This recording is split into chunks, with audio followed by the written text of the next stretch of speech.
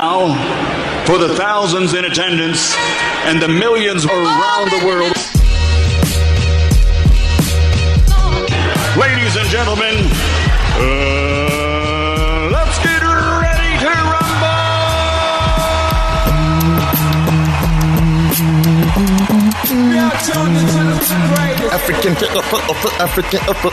African Hip Hop Blog Podcast. I easy play kay boss African Hip Hop Blog handy.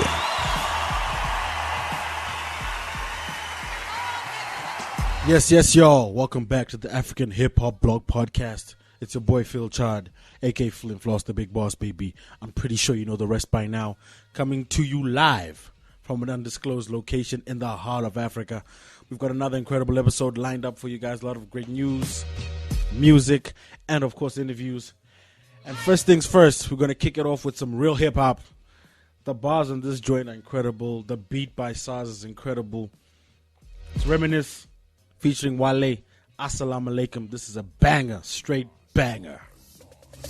Assalamu alaikum, walaikum salam. Wani mulagidi, bonde lupa Saddam. Mulepo manasir, ain't talking Remi salam. Musa nasir el amad, they ain't malam. Allow me breathe, niggas, and malo checking folk. Flow with a lot of ease, niggas, what you hating for? I will not stop, you niggas will not breathe. With my last thought, I'm packing enough heat. Money sharing bad gun, but shit sounding upbeat. See my ever but crown gun, it will not fit. Grown man only, conscious kid vision. Only place to marry me, Lori television. This kid say they hustling, they say they getting money. Watch out, been smoking up, man, that shit is really funny. You talk about getting bitches like I ain't getting none. You talk about counting money like I ain't counting nothing. Let's talk about the Gucci's, you say it's a Ferragamo. Versace belt firm enough to hold my fucking ammo. I want they don't want me to prosper. Assalamu alaikum, fa on tant qu'on me jet proper.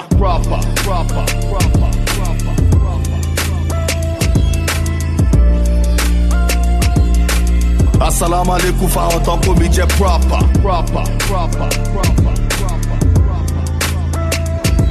Reminisce, what's good? Assalamu alaikum, fa on tant qu'on me jet proper. Okay, Fendi, Ferragamo, I got it all. I'm on an island, Victoria, I got a ball. I'm Sean Boss up Atlanta, maybe buy a mall. You sliding in the M's, I slide up in a roll. Double R, see my angel. We two niggas, but we single-handedly kill. Boy, a million if they even try. Green, white, red, white, and blue. We on either side. Chopper. Man down. Assalamu alaikum. Say a prayer before I skip town. I'm about to pay up in the man for a minute now. They the type to talk and go when they come around. Yeah, chopper. Man down. Walaikum salam. Wale got the squad firing rounds. I'm fading them on. My baby is coming. I'm breaking the arm, a leg, and head, whatever to hold him down. Yeah, on the rider with me, my nigga slice the body, I got some virus with me. We don't talk to haters, I got that violence with me. Nobody flies for Lauren, go bring your stylist, nigga.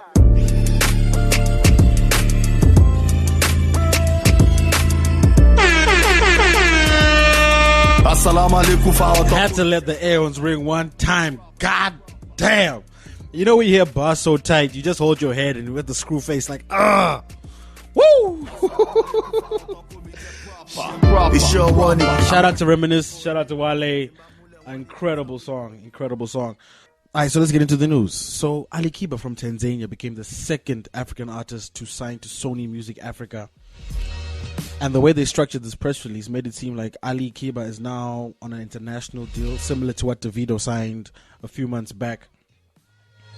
For you that don't know, Alikiba is a big bongo flavor artist out of the East. He's been doing a lot of good things. Obviously, not really in the type of music we like to cover on the blog, but he just released a joint with none other than the chairman himself, MI, a remix to his hit Aje. And this thing bangs. So let's play a little bit of that.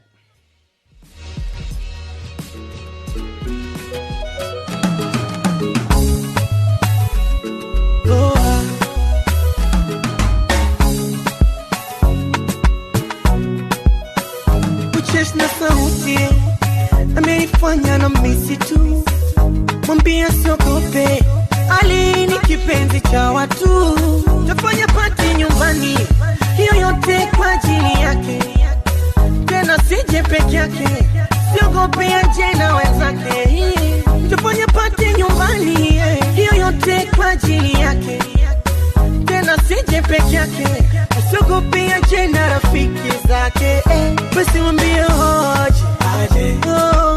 aje, aje na rafiki zake, sije peke yake.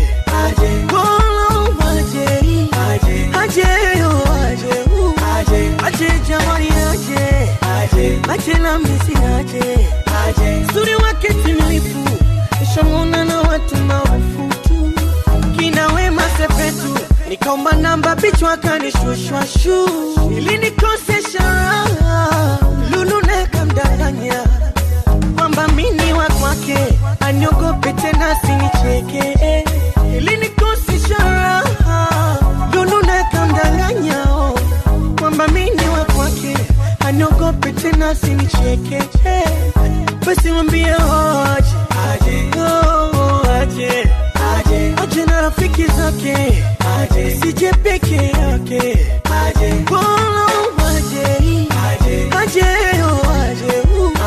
Aje jamani aje na misi aje. I'm gonna marry you one day.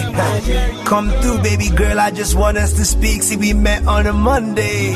You must be next Monday, cause you make it 1 week. You been to the west side.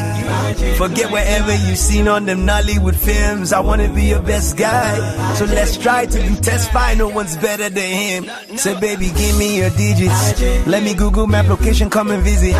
You should show up in something exquisite. I could come over to yours, girl, where is it? You could teach me to speak in Swahili, like Sawa Sawa Mambo VP. Can you tell that I'm feeling you really? Alikiba and Emma, my baby, I know that you feel me. Aje na rafiki zake, sije peke yake.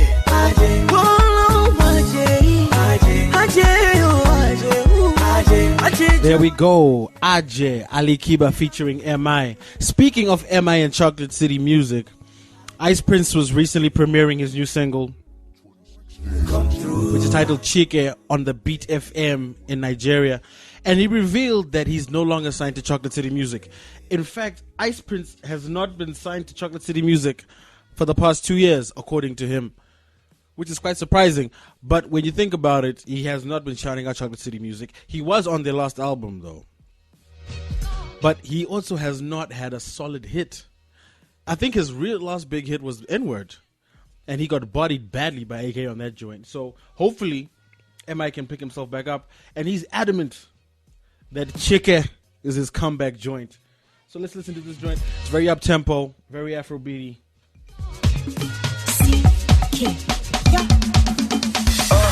CK, give me light. Last ma, see my right. OT, press the mic. Kung Fu, I know they fight. CK, give me light. Last ma, see my right. OT, press the mic. Kung Fu, I know they fight. Yeah, you know how to go, and you know how to be. We don't take the hustle, we don't take for the streets. May God bless my parents, now them be their parents. Before I knew my agent, now them be my agent. Now I'm more than okay, and I know I'm bode. I must to make them dole, make I no join ole. Make them no put tire, show one with me sire. Make I no retire, Jehovah bless my fire. Them say chicken no go school, them say chicken no sabi buku. I see Prince don't blow up, see us go they don't blow up.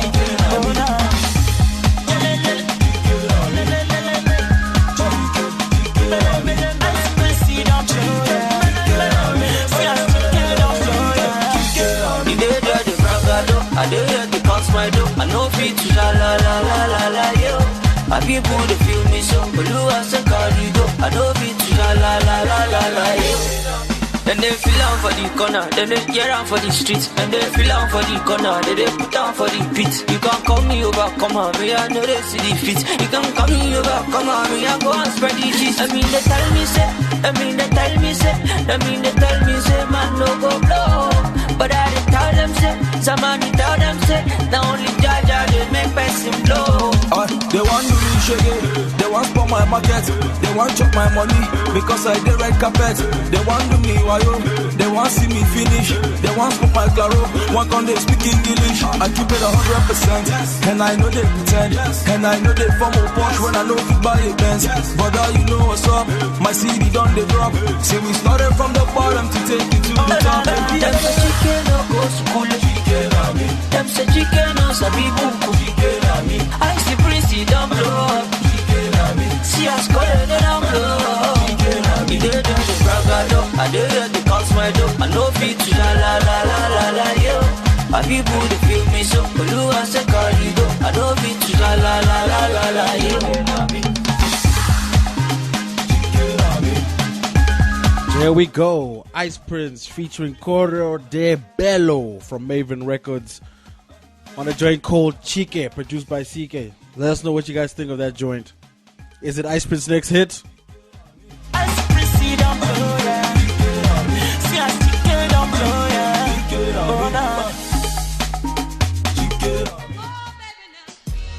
So 2 weeks ago we were at Back to the City, and while we were there we managed to get hold of a couple of artists backstage and find out what it meant. So in the last episode we gave you a little snippet of the interview we had with Reason. We also sat down, or rather spoke to Shane Eagle and Flex Boogie. So let's hear what they had to say about the significance of Back to the City and what it meant to them to be performing there.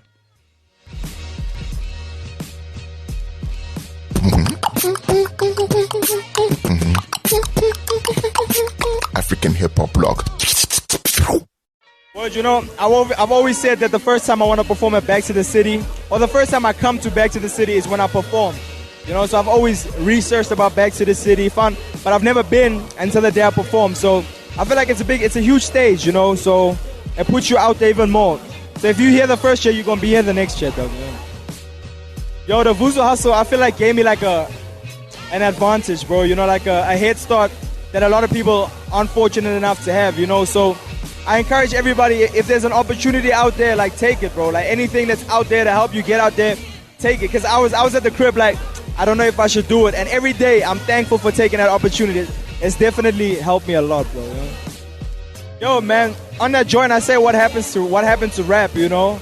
But you know, who am I to judge on what type of music you make, you know? But a lot of people are so surprised by all my feature verses because they heard Way Up first and then the features after. So Way Up didn't really showcase a lot of, you know, lyricism, and the features that came after did.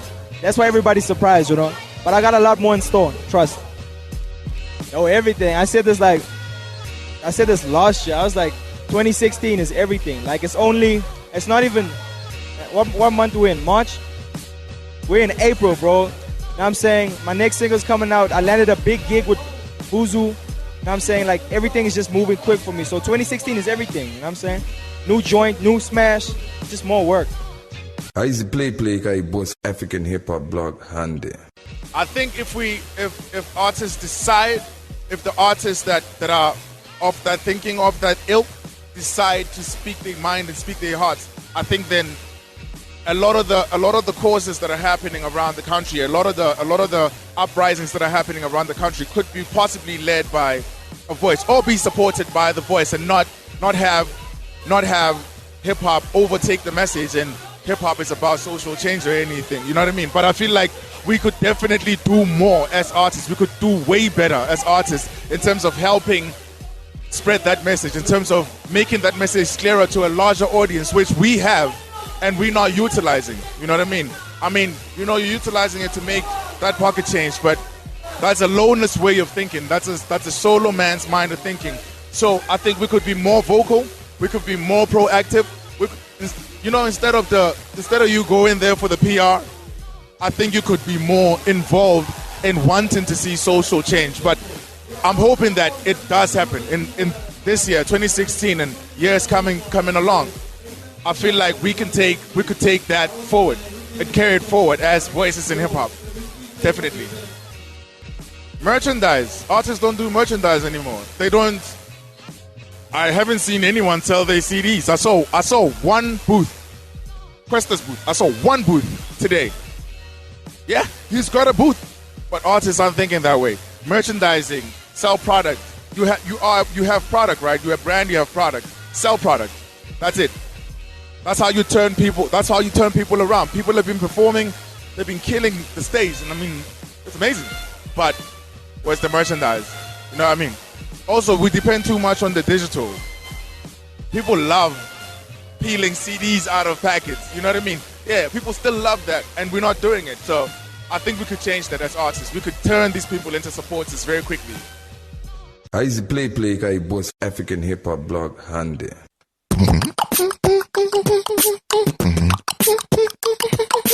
African hip hop blog.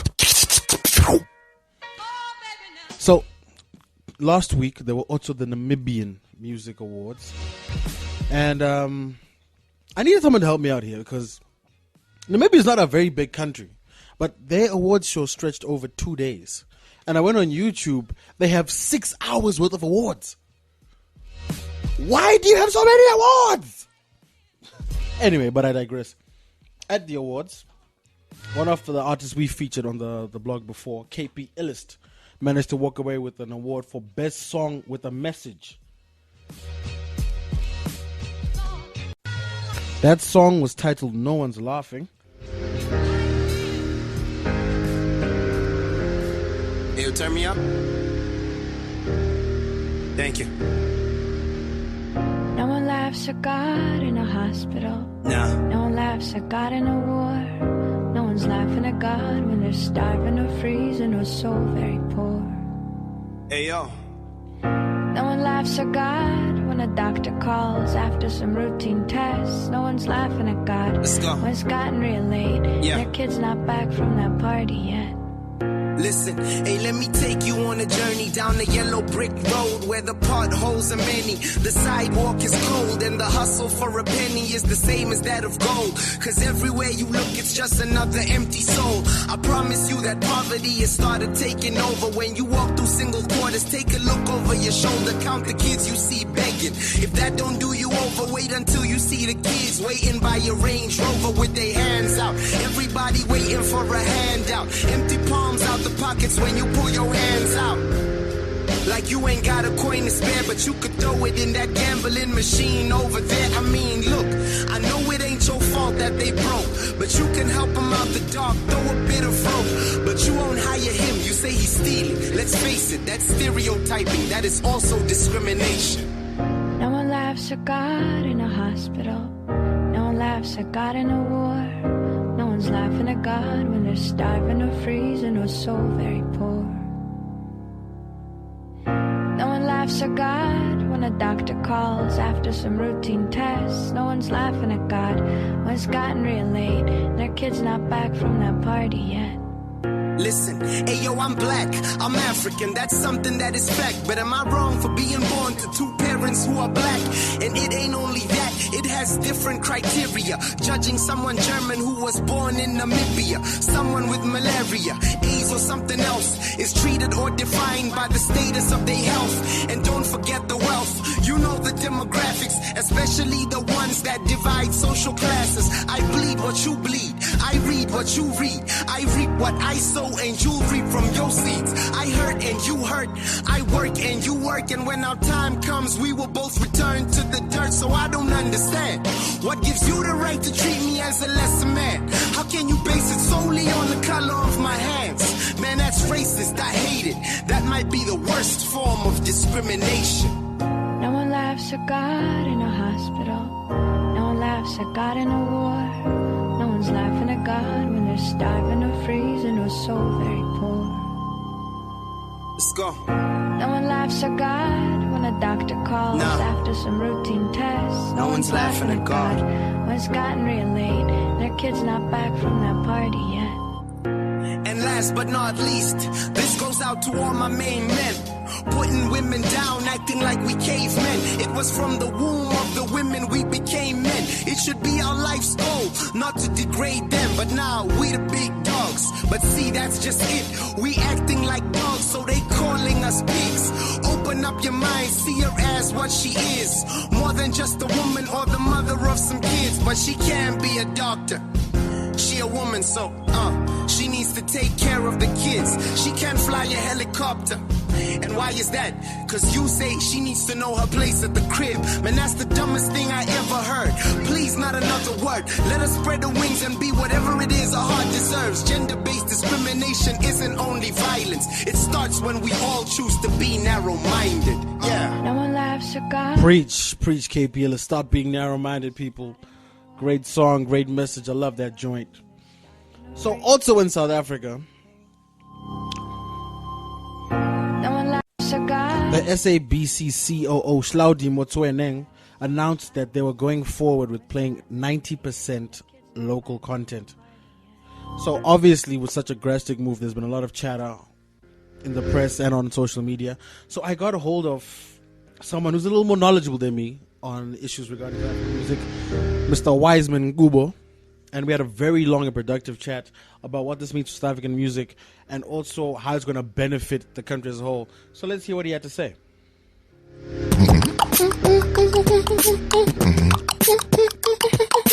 African hip hop blog. I'm here with Wiseman Ngubo, a man from CAPASSO, who's an industry expert in South Africa, and I'm here to speak to him about the SABC 90% rule on radio. So, Wiseman, can you give our listeners a brief rundown as to exactly what this rule entails and what SABC is trying to accomplish? Well, that's a very generous description there, so. We've got to butter it some way, somehow, man. Somehow. Yeah, well, so effectively what it is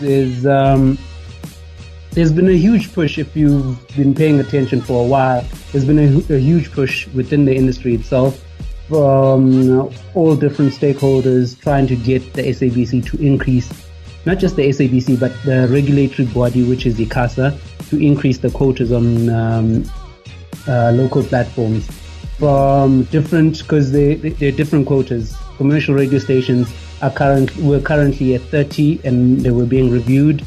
That's 30% minimum local quota. So 30% of local content needs to be played from a commercial broadcaster perspective. Okay. And then community radio stations were already on like 80%. And so there was a push to get commercial radio station, which is what most people really look at when they look at these quotas. That's where the teeth of the matter is. So the likes of 5FM, Metro FM, those are the stations that most people were looking at. They were trying to get that to move up to 80%. Now there's various issues because there's an organization called NAB, which is it's the umbrella body for all broadcasters, called the National Association of Broadcasters.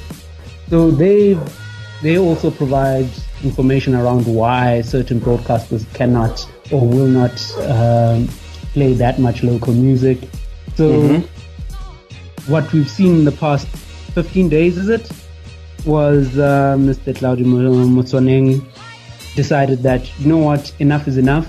As a state broadcaster, they have a very different mandate from all other broadcasters, which is not just to commercialize music, but to also ensure that there's some sort of cultural representation and transformation. He actually terms it a transformative agenda that has been placed on the national broadcaster, and he says this was supposed to have been implemented long time ago, which I agree with him.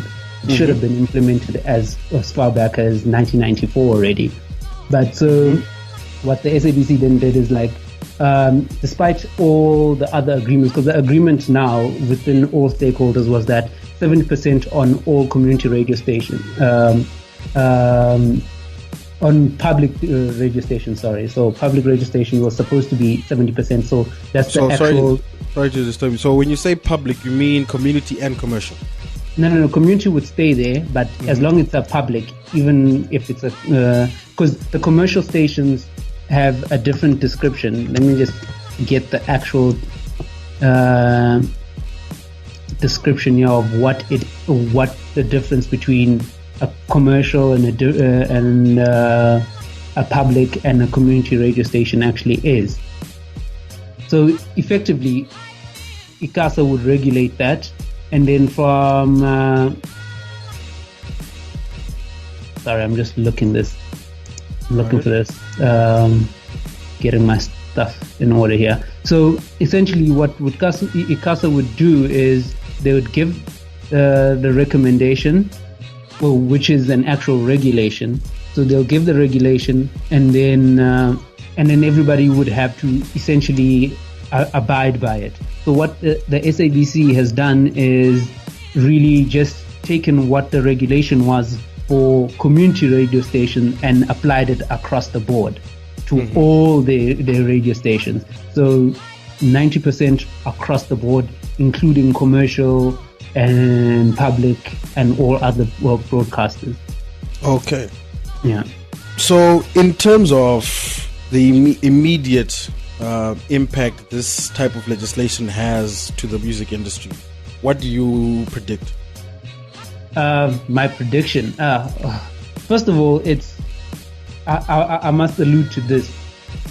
Not before. They made the ruling, and they took the decision. And 10 days later, they took another very transformative decision, which was to change the fee that they were paying and the rate that they were paying at, because it effectively affects two things: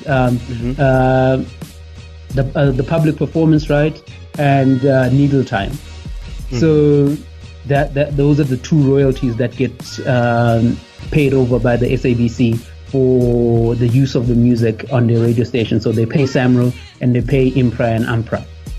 So what they then did was the needle time issue had been in court for the longest of times.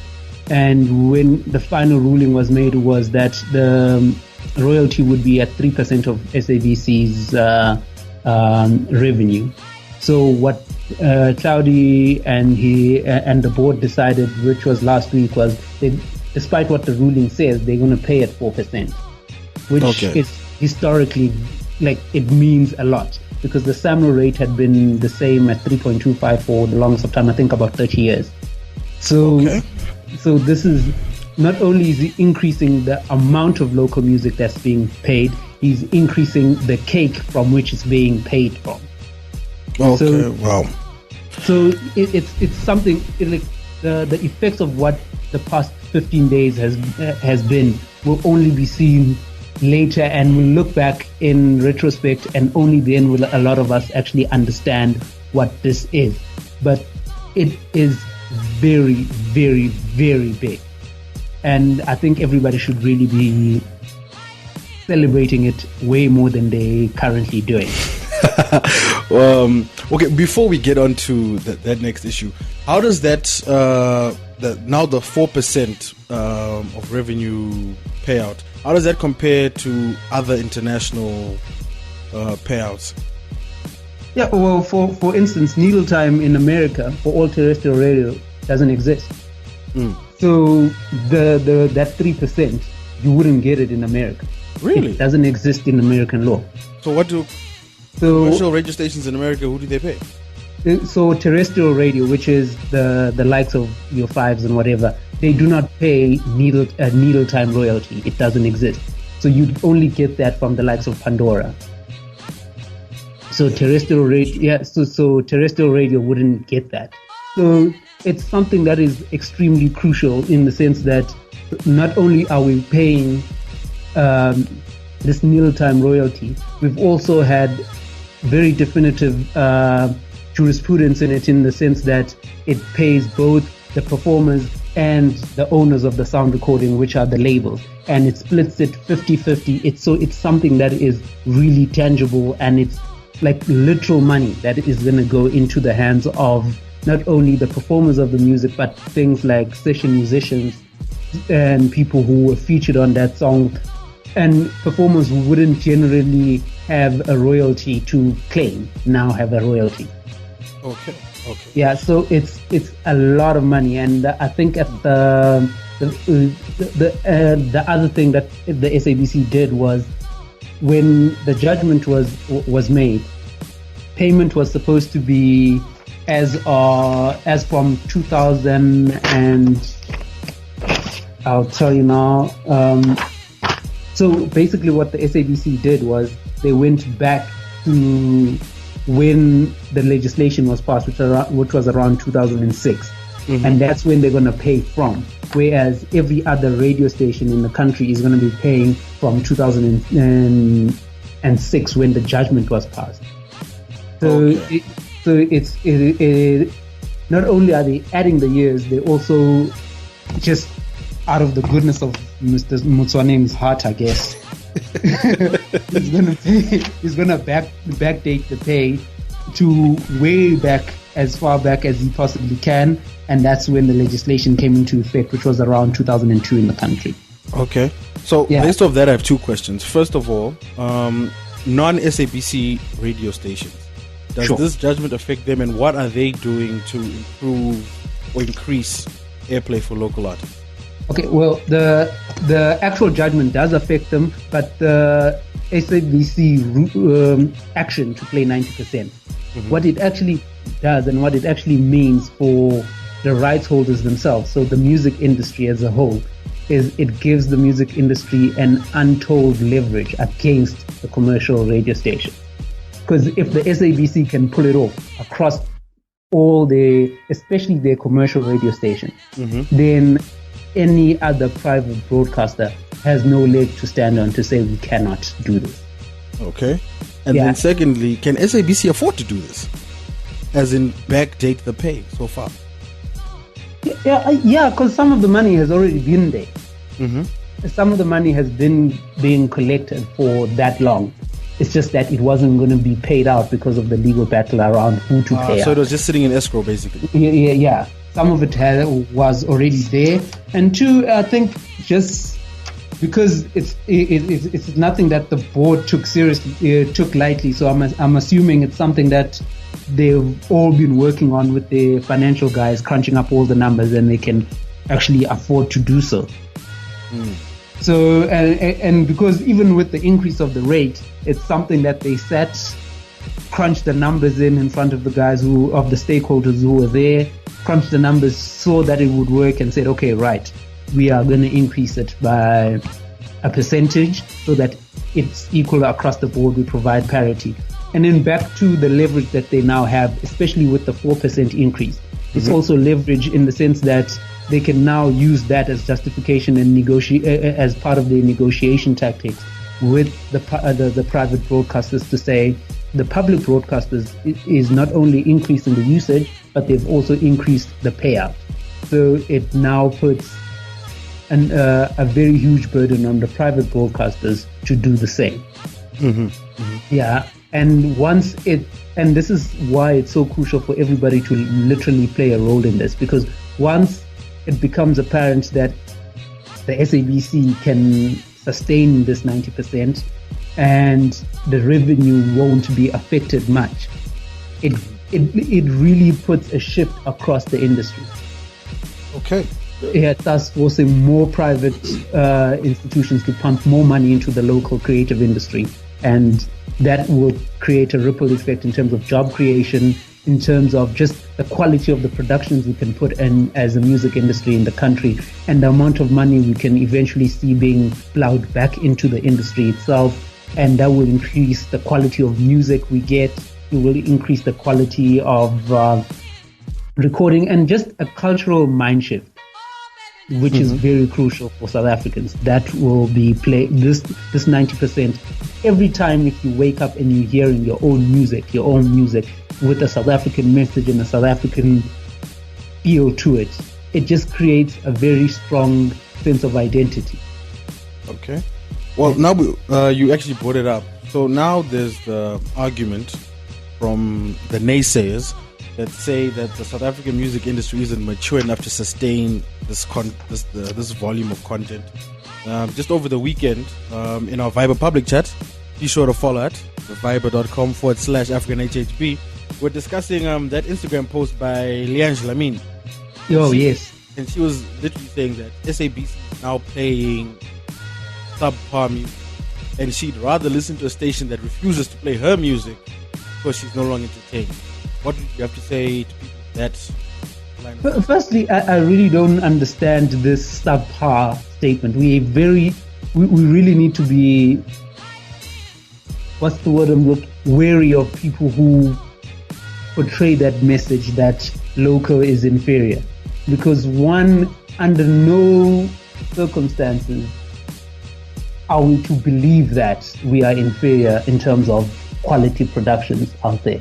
Like, I think we've proved it, we've proved it countless times that we are on par and we can play in the same level. And secondly, now, and this is the funny thing, and I alluded to this in the Viber chat, the funniest thing about people who are saying, oh, the quality of music has dropped within the past 15 days is that in the past 15 days, we've mostly had throwbacks.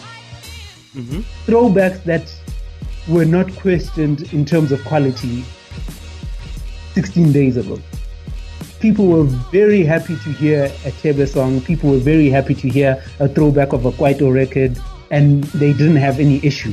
So most of the music that's currently being played on the SABC platforms are throwbacks. And those throwbacks met this quality control test long time ago. We were all happy with it. And I would understand if mostly new music had come in, and because of how quickly the decision was made, playlisters are only now getting themselves ready to play or playlist new music. Mm-hmm.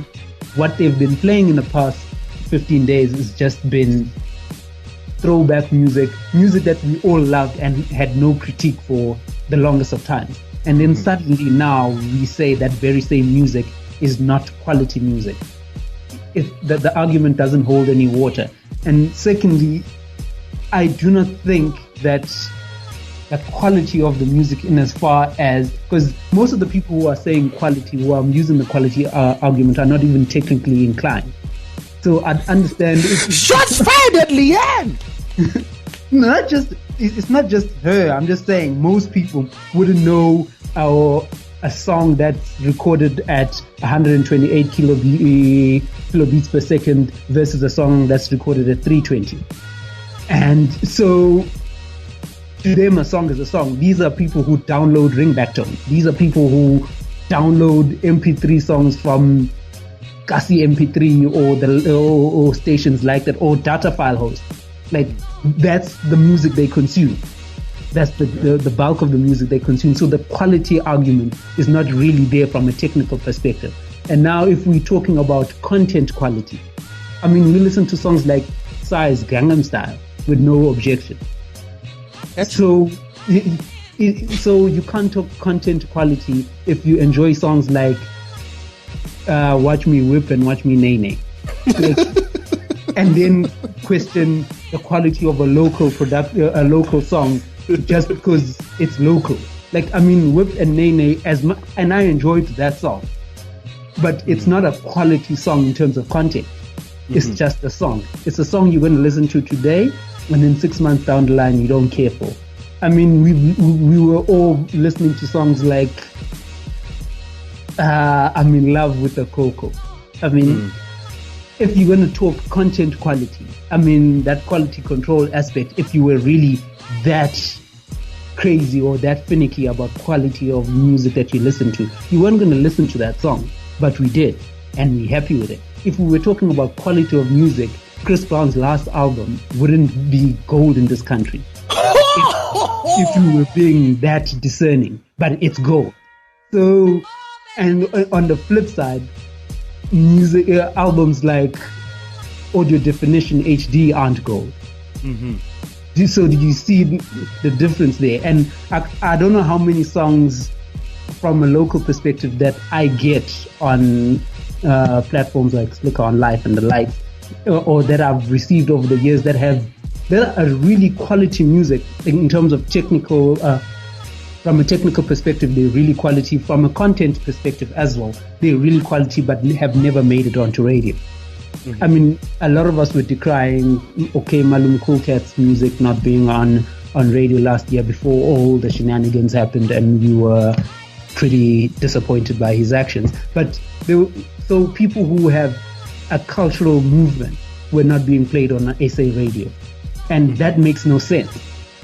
Because anywhere you go, you would find a Boys and Bucks influenced person, or anywhere in this Johannesburg, you will find Boys and Bucks' influence everywhere. And yet you won't find Boys and Bucks music on our radio. But on the flip side, you would definitely find an ASAP Mob record on our radio easily. So all of these things are the things that hamper the growth of the music industry in SA, because one, we're prioritizing international music, and two, that in turn means a lot of money leaves this country to sustain and ensure that that music is better than ours.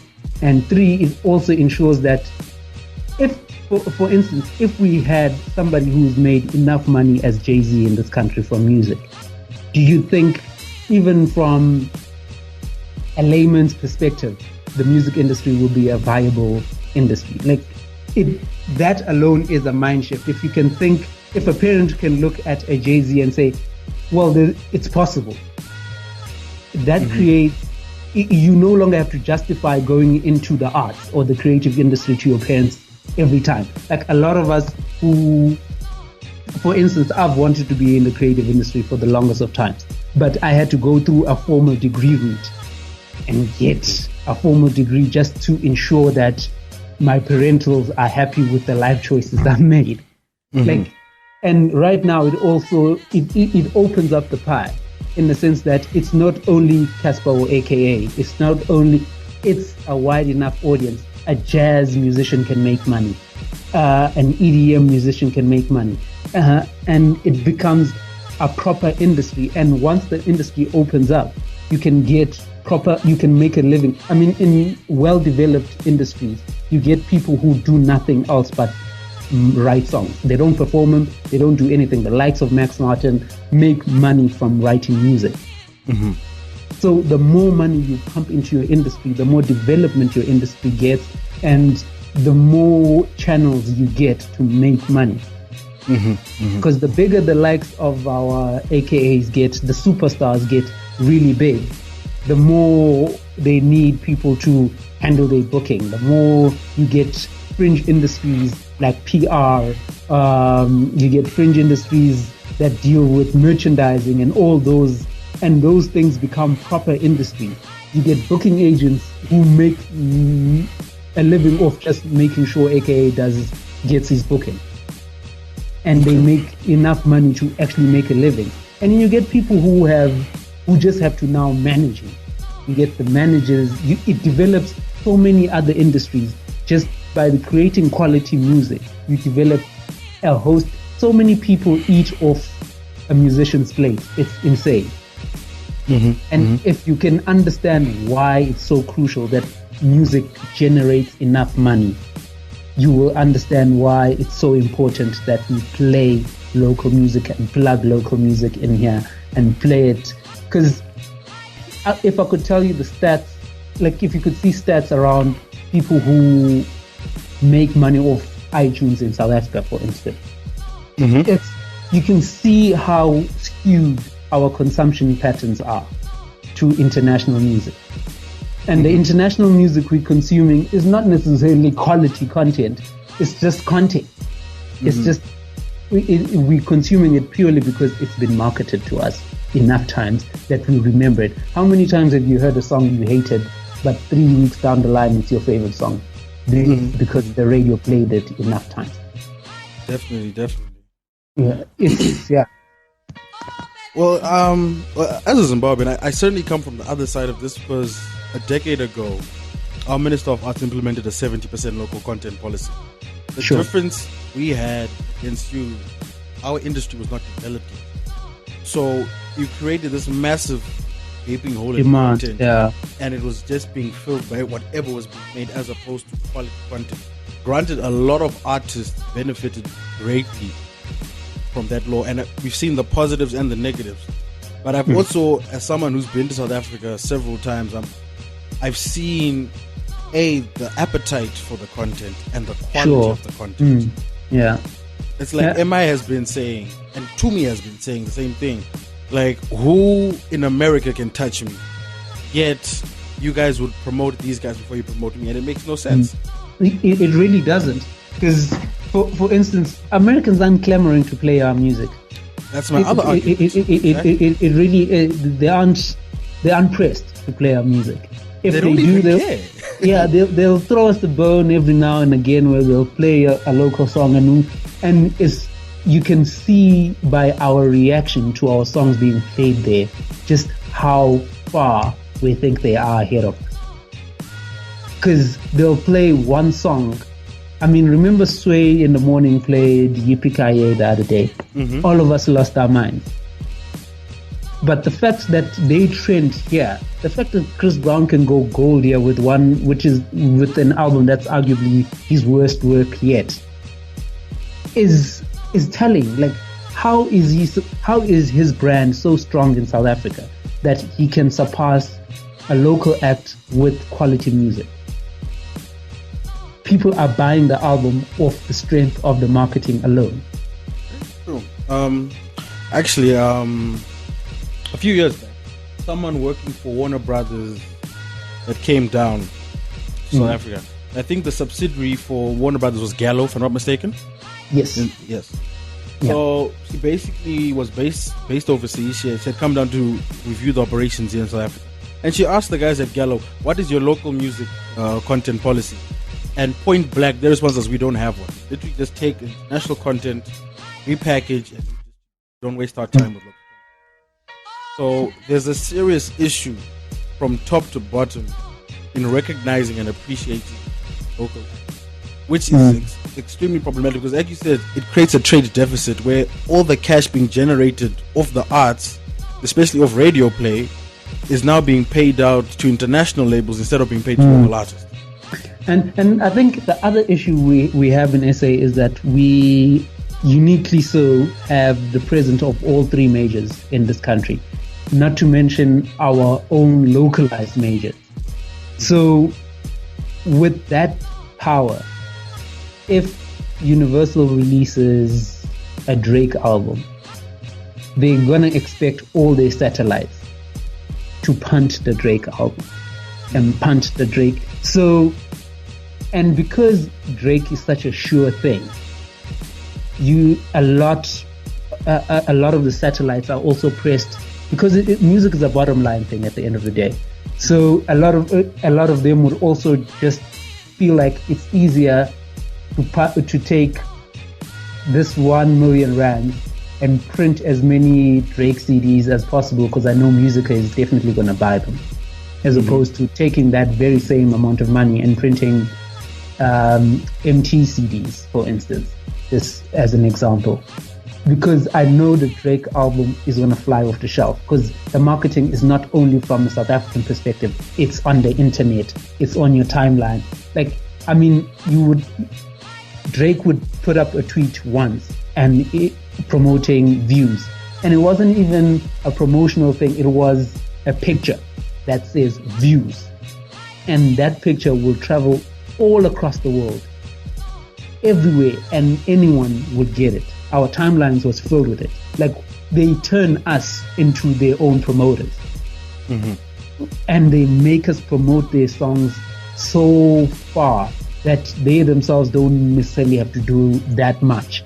And it makes buying their music from a retailer's perspective that much easier, because the hype generated of Drake's latest album alone is going to ensure that when the physical CDs hit the stores in South Africa, 15,000 sales, 15,000 copies to get gold is almost guaranteed. And it's easier to do that. Whereas for a local act, they actually need to exert that much more money into making sure that we buy that content. So the more we try to ensure that we promote our own locally, you cannot overstate the importance of promoting local music. You just cannot, because music, I think it will, if I remember correctly, the creative industry as a whole in South Africa was contributing to something like 3% of the GDP. And trust me, in 4 or 5 years, if we continue in this trend, that figure will definitely increase. Because with more money coming into the creative industry, more jobs are going to be created, more people are going to have something to do. And yeah, okay, sure. No, so I was just gonna say I had loaded up a South African music report from 2014. Sure. In 2013, the music industry was providing 3.2% of your country's GDP. GDP, yeah. See, 3.2%, and that was 3.2% with what, over 100 million being paid over to international artists. Wow. So if that 100 million stays within our country, or at least 90% of that 100 million stays within our country, can you see how much of a change that would make?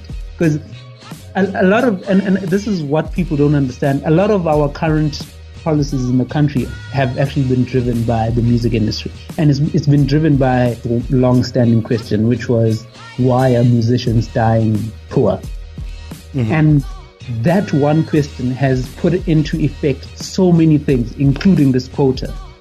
Because that question led to a CRC report, which was the president commissioned a report in 2010 to answer that very same question: why our musicians die in paupers?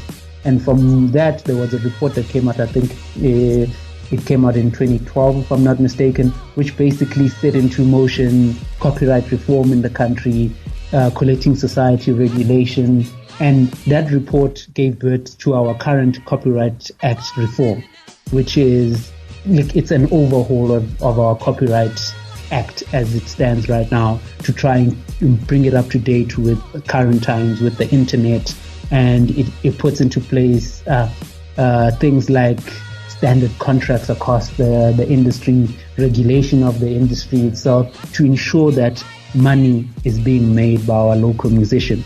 And this 90% quota is informed by that very same report, which just says we need to start playing more local music.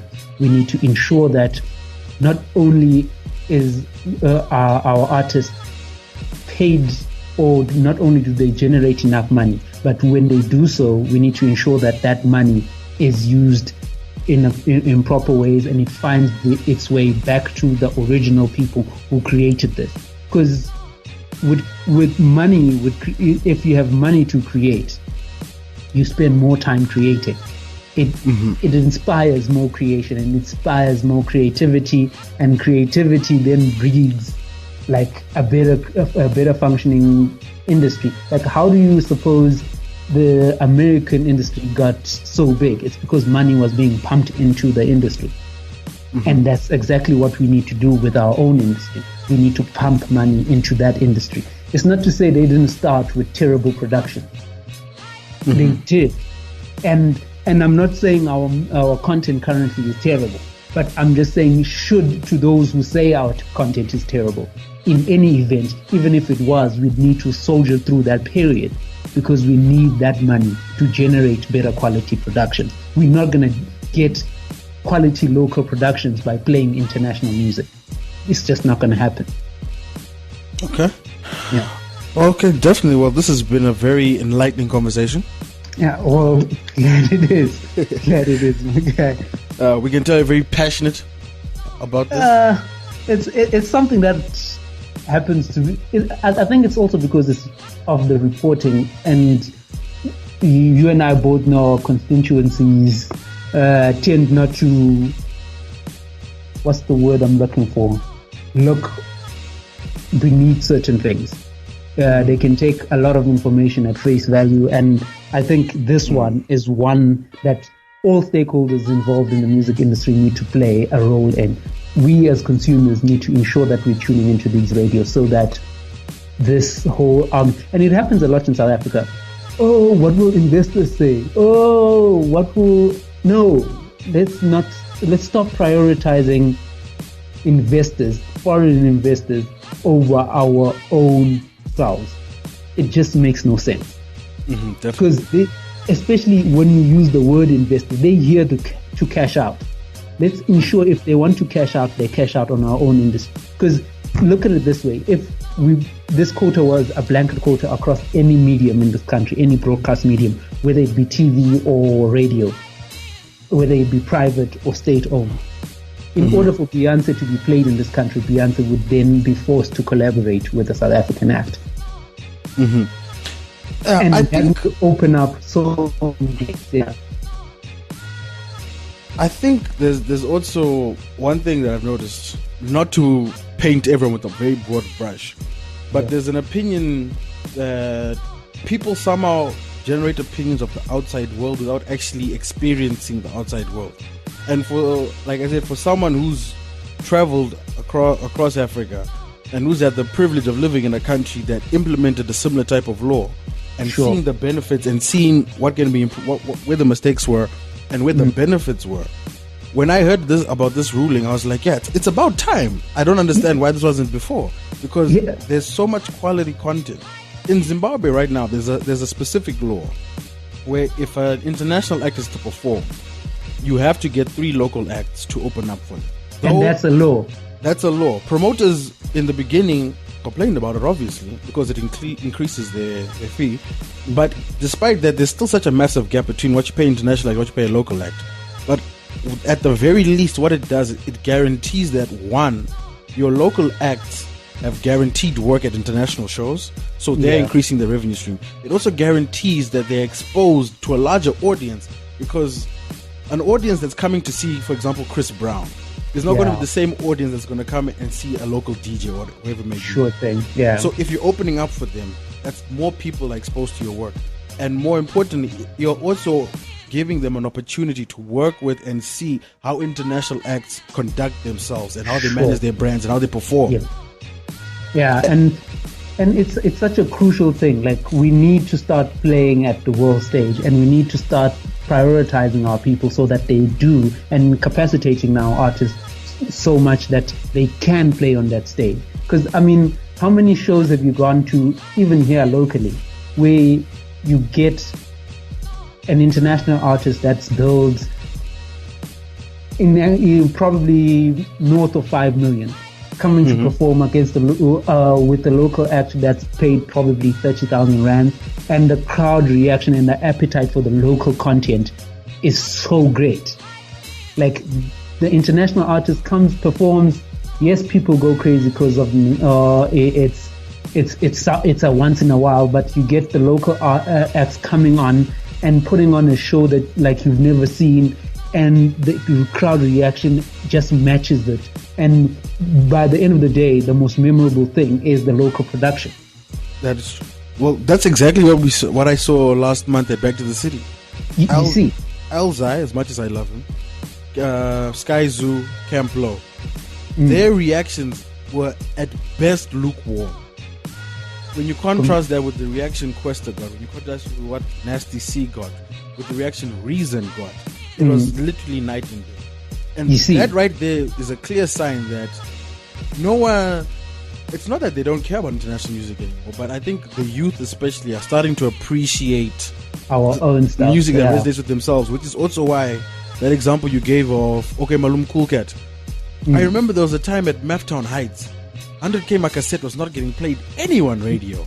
See? That song dropped the whole crowd word for word. And you've got to ask yourself, where are these children consuming this music? If they're not getting it on radio, they're actively seeking it out. So if they are willing to sacrifice the little money they have to buy megabytes of data to download this song, or to walk 5Ks or drive to a friend's house and copy it off their hard drive, what more if the content is being beamed directly into their homes? Yeah, and I think it also speaks to the underestimation of the urban youth buying power in this country. It happened when they underestimated it when YFM launched. They underestimated it when the majors came to the country. We underestimated it when Casper said he's filling up the dome. And we currently doing the very same thing, despite the fact that all the 3 times that I've mentioned, it's more than enough proof of just the hunger for local content. It's even happened on TV. If you remember 161, we have a channel called 161, which is in Mzansi. Like, that channel initially had nothing but insurance advertisers on it, because the content was supposed to be local and nobody wanted or cared enough for it. That is one of the fastest growing TV channels in the country right now. I mean, on a Sunday, 161 is the only channel that's being watched across all LSMs. So it means like we need to constantly stop underestimating the buying power of the urban youth in this country. It's been shown countless times that we do care about our own content. We do care about our own productions. We want to see ourselves reflected, and representation is crucial. We want to see ourselves, it's something that resonates with something that you grew up with. And I think one of the biggest reasons why even OK Malum Cool Cat's style is so appealing is because it fuses so many different things. And it's the same reason why Masha Aboko is bubbling under the way he's bubbling under, is because he fuses so many styles, and yet it's uniquely modern and uniquely South African. Definitely. Yeah. So it's a contemporary South African style. It's contemporary South African youth behavior, patterns, fashion sense. Everything just says them. That's why you can go to Brum and those guys are superstars. And you get so many clones. You look like from the clothes to everything. And especially with urban music, once you start seeing more growth in music, you'll start seeing, even from a textile industry, from a clothing industry, you'll start seeing more things growing, more local brands coming up, more people buying and wearing local brands, and those brands growing. And it's going to create local fashion. It's going to spiral into local fashion. We might see a local sneaker company spiral. I mean, we've seen Mampincha and the likes with the original Shandis. We're going to see more of those if more money is pumped into the creative industry. Definitely. Well, we'll keep a very close eye on the situation. And we'll definitely. But from my end, it definitely looks promising. It definitely looks positive. And we probably will have you back on the podcast soon just to do a follow-up and to see how things are going. All right, sure. Actually, I didn't even know this was for the podcast, hey? Oh, yeah, I've been recording all the time. Yeah, I know you were recording, but I actually forgot to ask what for. No, yeah, that's what we do. I was just trying to get some candid answers. You see, I should have sharpened my answers a little bit, written them down, researched my dates a little bit better. Maybe apply the twang. I mean, it's too late now, man. It's too late now. The twang is X-Vac, my God. Well, Phil, this music industry, bro. Yeah, right? Nah, the twang is gone. The twang is gone. No, much appreciated. This was a great conversation, and I'm sure a lot of people will appreciate this. Sure thing, man. And it works across the continent as well, because what's going on in South Africa should definitely be a template for what's going on. Exactly. For every, and we should also look into the fact that the big companies, the big record labels, are now going into those industries where it's almost a blanket local industry only. Mm-hmm. Unless you're on the internet or something. Like, they're now all over East Africa. They're looking to go to West Africa, to countries that are proudly local and play, just almost a blanket local content across all broadcast stations. Definitely. All right, Meiji. Thank you so much. Thank you very much for having me, my guy. No, it was a pleasure. Definitely. We'll catch up with you soon. Okay, sure thing, man. I used to play guy boss African hip hop blog handy.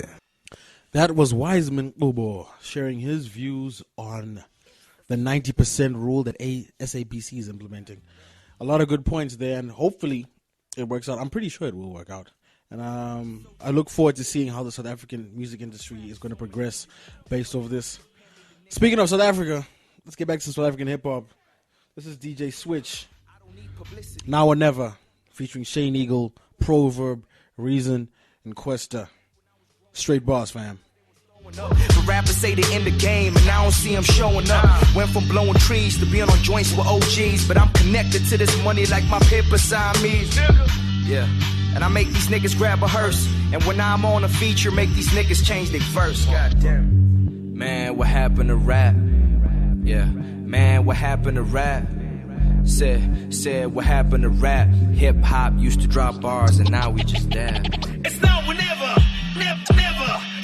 It's time to change the game. Verb, yo, Whatever happened to clever rapping, the heads is asking. Now instead of passion, the level is trash to get the cash in. Question I'm asking, did it die with the veterans back then? Or does it live, residing inside irrelevant has-beens like the proverb dude? But I know the truth, that's why I jump in the vocal booth to show the youth how to mold the truth into multiple quotables, but sold in the food, using flow as a tool. Heads enroll in my school, I show and I prove just how the oldest dude is still the coldest too.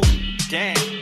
And I did it so comfortably. My scriptures are humble pieces, rumble in the jungle steeds. There's no denying that I bury it 100 feet, and the level is higher once the DJ switch to ganja beats. Aish, but they turning up and they turning up. Nothing wrong with that, but they songs is whack and we're learning what. Hands have gone higher. If like me you've heard enough, man, we should build a bonfire of all their tracks and burn them up. It's now or never, never. It's time to change the game. Check. Man, what happened to rap? Yeah. Man, what happened to rap? Forget it now or never, it's now or forever, forever and ever. They feel the presence every year like the month of December. To make sure you don't forget, I got much to remember. Only because I give a F like I'm Juju Malema. To you who enter with new perceptions, choose your dilemmas. Do what you do, how you do it, or just do what the rest does. Either way, know you going toe to toe with the questers, the X's and X's. Just you keeping up with the Kardashians. The birth of greatness, so feel the contractions. Exceeded all expectations by a certain percentage and still earn the respect I deserve, and I get the real deal. Surrounded by plastic like a Jordan 11. Original copy for now and forever. You duplicates should copy me now or whenever. Then we'll all be one and the same like Euphonic and Timber. The difference is I'm driven cause I know it's now or never. It's now or never, never. It's time to change the game. First off, fuck the deep voice. I got actual raps. Yo, what's your invoice? Skinny Negro that she might wanna feel on. She fucking with the music. I put my Celine Dion her off the leash, yo. I'm on beast mode. I got the whole city jack, the new Nino. They got a dethrone. Still I'm a king though. I'm keyboard niggas come around just to see notes. I eat off words. Be your crumbs don't serve me. Yo, tweet like birdies. Yo, thumbs don't scurve me. So please, y'all better be done early, or else I put a hole in one. Ernie, so bang bang or putt putt. There's a reason why my proverbs stay high as eagles. Umpet. So when tek la maufanya, I can pin to sanuk shower nangetie guest member. Now or never. Check. Man, what happened to rap? Yeah. Man, what happened to rap? Said what happened to rap? Hip hop used to drop bars and now it's just dead.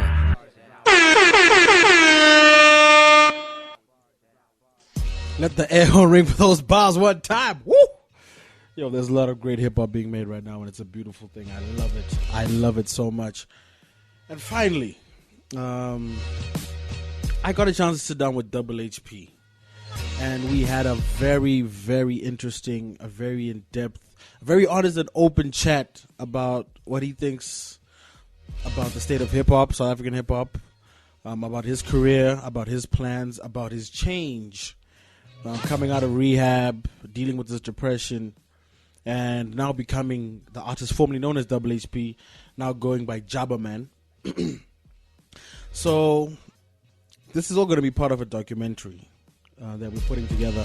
But we're going to have a little bit of the excerpt of that interview for you guys to listen to now. Please note that just be prepared to listen to Jabba in a way you've never heard him before. It took me aback. But I love the honesty, I love the openness, and I'm very, very happy that my boy Jabba is back in a good place because the game needs him. Without Jabba, a lot of these artists wouldn't even get a sniff of the music industry. A lot of artists owe Jabba everything. So, that being said, listen to my interview with the artist formerly known as HHP, Jabba Man.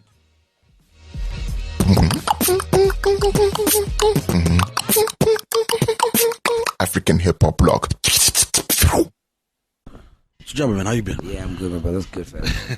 It's been a minute. Nah, it hasn't, man. It's been a second because I saw you like 3 weeks ago.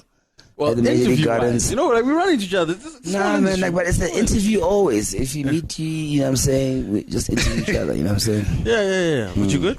I'm very good, my brother. In a good space right now? I'm in a fucking good space, man. That's good to hear.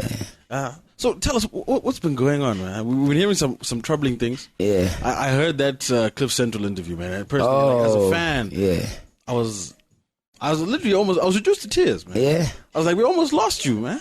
Nah, man. You did lose Jabba that day, man. I'll be honest. Like, Jabba died.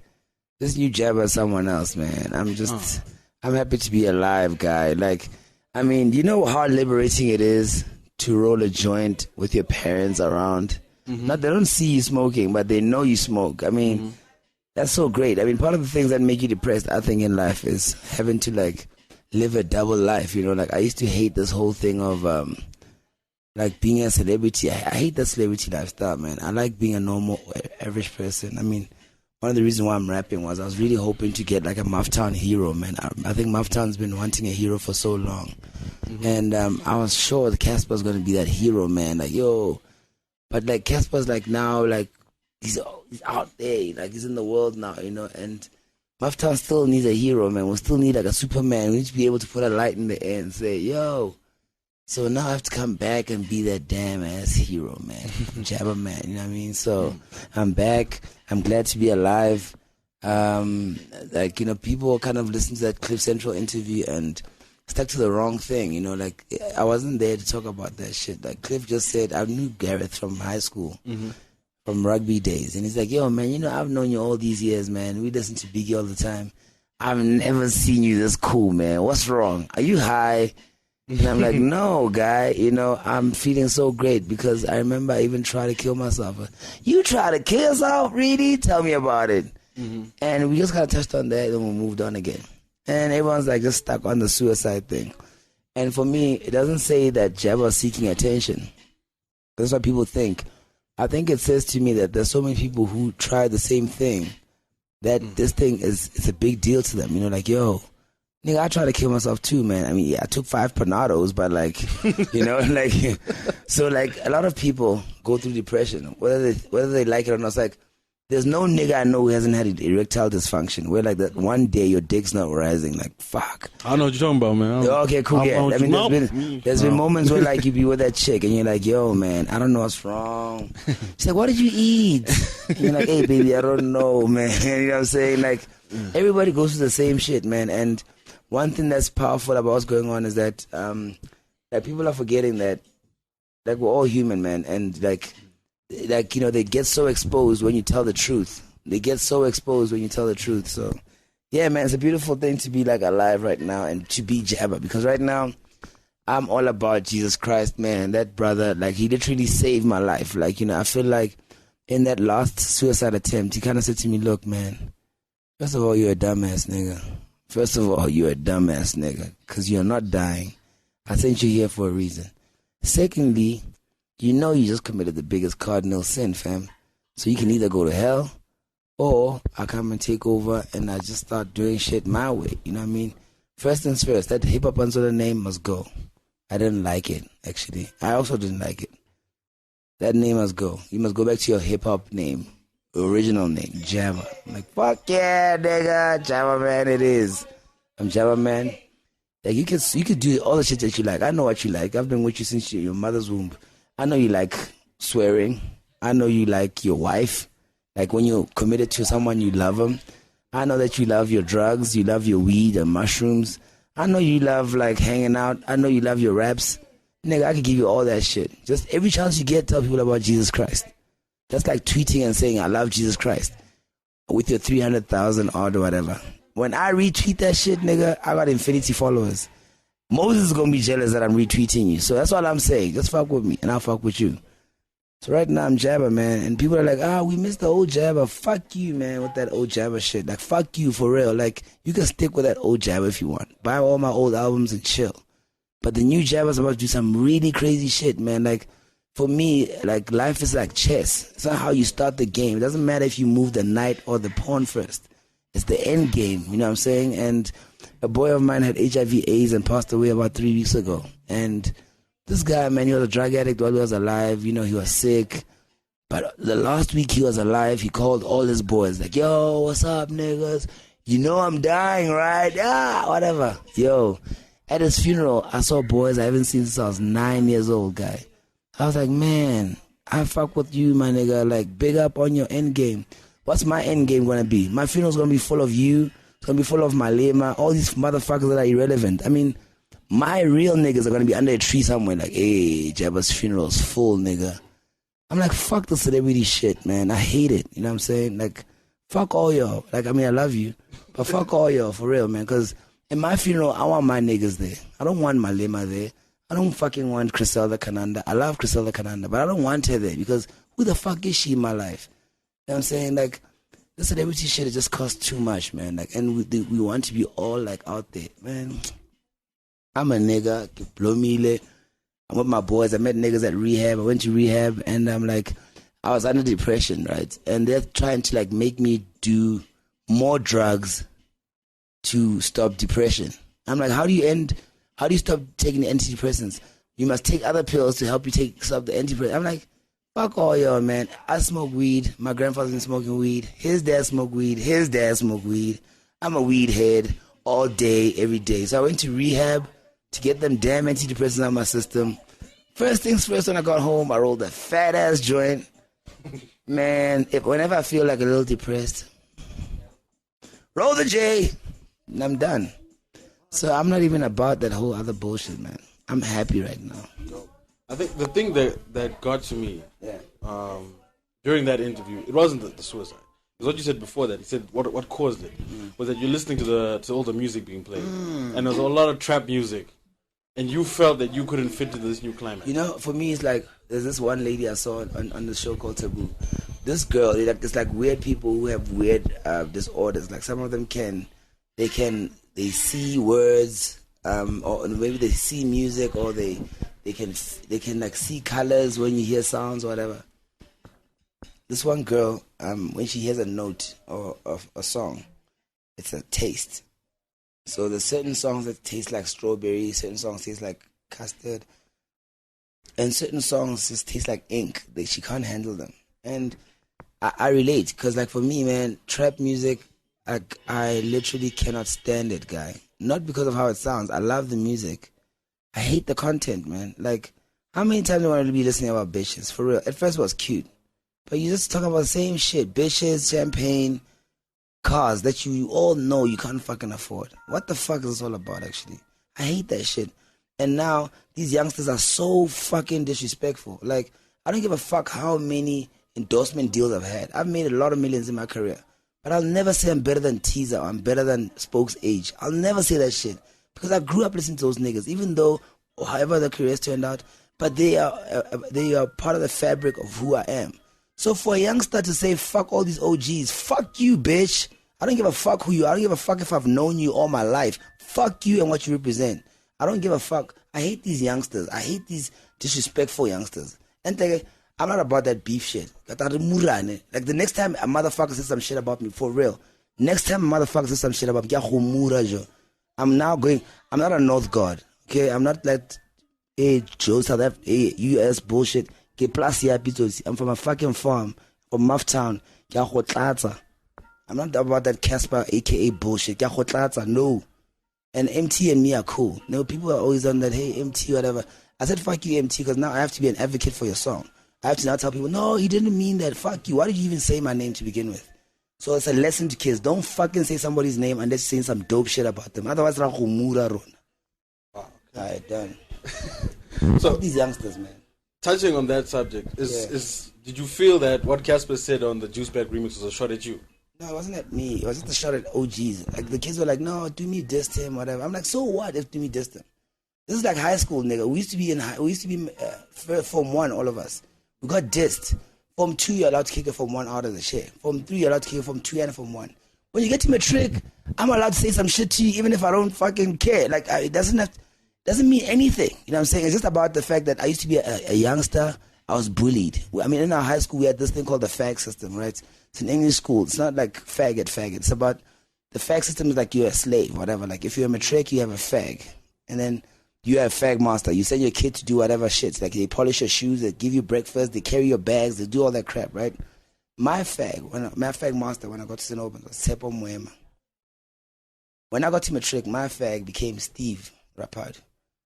Now I'm grown up. I just found out this other DJ that I play with Kenzira and them, Muzi. Muzi is Sepo Moema's little nephew. I'm like, yo, your fucking uncle was my fag master. He knows all about that shit. Steve was my fag. He's now my engineer. The guy who did Show Them. He did all my big songs with me. You know what I'm saying? Music and Lights, whatever. Steve's Fag, whatever. It's a system in private schools. You know what I'm saying? Like, we all have that thing. Right now, we shouldn't be like deviating from that. Like, I'm an OG now. Like I still respect about Tebe and all those guys. I hang out with both Tebo Sola, Brahu. They tell us about stuff about like, yo, when we used to do drugs with Hendrix. Like, you did drugs with Hendrix, nigga. It's like always respect the OG because you find out shit that you never knew. But now for youngsters to say fuck you just because you have 5 million and I have $1,000 in my account, you're mawena. Because it's not about that you gotta lose that money. I wish you to have more money. Oh, but now money ain't shit. There's nothing worse than having a lot of money and no love. Nothing worse than that shit. I've gone through that. Where like for 2 years, I was like balling, nigga. I was like living off of corporate gigs, whatever. Then one time I dropped off a nigga of mine at another gig that I know this other boy of mine does, and everyone was in the lineup. I'm like, what the fuck didn't this nigga call me? And they're like, hey man, we'll call your office, nigga. You're too expensive. I'm like, but you can just call me, man. I'll do gigs for free. I don't give a fuck. He's like, nah, dog. Like, you know, you're big time now. I'm like, Sam, man, please start taking cheap gigs as well. Like, come on, we're killing my niggas off, man. That's my primary market. But now niggas that make money and start balling, they think now they're gonna move from their primary market and chase that fifth, whatever. I'm telling you, they're gonna stay up there. Like Bra Mendoza, he's my boy. But Mendoza died because he ignored his primary market. He started chasing like secondary markets and all that other shit. Now he got stuck trying to do another gimmick, like all that crap. Now I think Mendoza still has money right now. But man, you can just see it, man. He's not happy. There's nothing worse than, I'd rather be broke and happy. For real. For real. I'd rather be broke, be hungry to still do some dope stuff, be hungry to want to be relevant and make good music, than to be rich, fat, and talking bullshit. Fuck that. So right now, are you happy? Dog, you know, I used to say I'm happy and I wasn't. So to say I'm happy, I feel like I'd be lying. Nigga, I feel great. You're getting it. You're good at it. Nobody's ever happy, man. This other lady told me the flu doesn't ever get healed. It just gets managed. Like, if you can't heal flu. If you could, then doctors wouldn't make money. You know what I'm saying? So you have to always be sick. You manage it, take the pills, you're cool, then it comes back again or whatever. So same as AIDS. AIDS is not like a death sentence. If you have AIDS, you'll be cool, whatever. And I'm only saying that because people have been saying that AIDS, does Jabba have AIDS? Does Jabba do nyao bad? Does Jabba have hate Casper, whatever? I'm like, you know what? I'm not fighting people because it's a spirit that we're dealing with. Whatever you guys say about me, I'll accept it. Like, because for me, it doesn't mean shit. I do have a friend with HIV/AIDS. I live with him every day. And this motherfucker, I tell him, you're going to get worse unless you tell people that you have AIDS. Because you have to. Nah, the stigma, whatever. This other boy I met in Kuruman at rehab. I was like, yo, man, you know what I'm saying? We're out here in Kuruman just trying to, like, do some dope shit. We're helping out families, whatever. So he's like, yeah, man, I'd love to come with you guys, but I have to still go back to the house and pick up my pills. Like, pills for what? My ARV pills. I'm like, you got AIDS, nigga? Yeah, I've had it since I was born. I'm like, we need niggas like you, man. We need niggas like you. Niggas who just are open about it. Like, right now, we're working on a song called I Have AIDS. Like, I wonder when we're done with that song. If somebody asks you, yo, are you HIV positive? You must be like, yeah. Oh, okay, cool. Because, like, if I say to you, are you HIV positive? And you're like, no. I'll be like, oh, nigga, die. Because my thing is, right, if I say to you, you're a white man, and obviously you're a black man, you're not going to say, I'm not a white man, I'm a black man. Obviously, if you answer me like that, you'd be dumbass. You'd be like, yeah, okay, cool. If you say I'm a white man, I'm a white man. So the best way of killing the stigma of AIDS is if somebody says to you, yo, are you AIDS? You have HIV positive? Yes, I am HIV positive. Okay, then. Keep it moving. Because there's people who have HIV/AIDS that look fatter than me, healthier than me, who are dying. And people like this boy that I met who look so, like, they look so dope. Like, that kid that I saw, he looks so normal. When he said he has AIDS, I'm like, nah, you're lying, guy. Like, people think he's lying in his hood. I'm like, disclosing leads to healing. Keeping stuff a secret leads to imploding.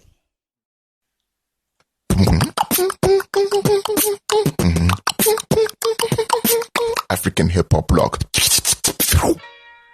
And there you have it. That was my interview with Double HP. Interpret what he said as you wish. And that being said, that is the African Hip Hop Blog podcast for this week. Thank you guys so much for listening. Thank you guys for sharing. We appreciate the love. We are now back on iTunes. So if you do have an iDevice, search in the iTunes store. We should be back up there by the time this episode comes out. And please, guys, share. Pay it forward. If you enjoy what we do, if you love the website, if you love the podcast, please tell a friend to tell a friend. The more people that know about us, the better. Don't forget to follow us on Twitter at AfricanHHB, African Hip Hop Blog on Facebook. Search for African Hip Hop Blog in Viber for our Viber public chat. We have a lot of great discussions going on there. And of course, don't forget to follow me at Phil Chard. I really appreciate the love. Oh, by the way, hit up our YouTube page. We have a lot of content that's just gone up. A lot of performances, a lot of interviews. So, yeah, please just share, like, spread the love. And on that note, let's play out with a trap song by HHP. This is Pasopa, Pasopa. And I'm out. See you guys next week.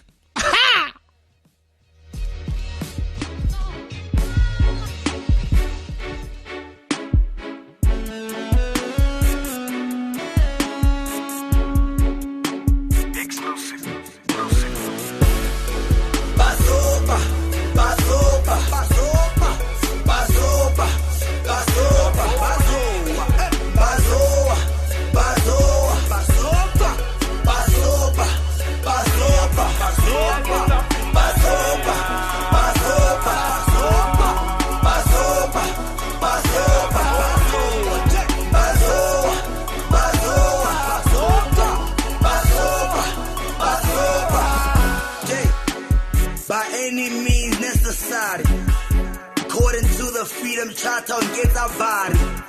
Saying the same shit from Jan to January. Tell a nigga chill, make me start to worry. Rebata di pane, no. Rebata madada, no. La buena rotada, no. Lipizi lebata di zaga, no. La buena lantanza, no. Lantuanta, no. The Gambara Pancha, no. Rimula Nelere announce no. Education in Mahala, no. University Mahala, no. Private clinic in Mahala, no. Medication in Mahala, no. Politician in Diabala, no. Operation Natella, no. Dula, Lerma Mele, no. Tanga Plane, no.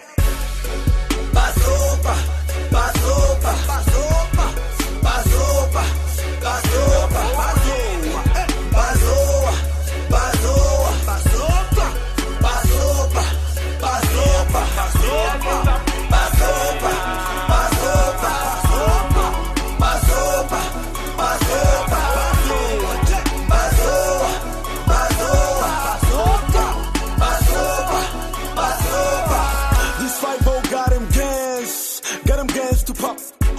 These words, they're shooting at us and they ain't gonna stop.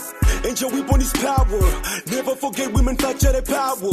Freedom is a tower, ladies stand, don't collapse the tower. We stuck on the same page, hustling out but no brighter days. 1 to 30 at work, grinding so hard but I'm being paid. Politicians are doing the work, look at the amount of the money they pay. In at your house with you discussing, people can't relate. All the screams from the youth are falling on deaf ears. We breathe your tear gas, eyes are burning, we're crying invisible tears. We're being burnt alive, let the heat cool down a bit. The reason why we're not scared is the reason why you fear. Revolutionary, Jabba revolutionary, I see tear gas in the air with bandanas everywhere, and the people are not scared, Revolutionary, Jabba revolutionary, I see tear gas in the air with bandanas everywhere, and the people are not scared,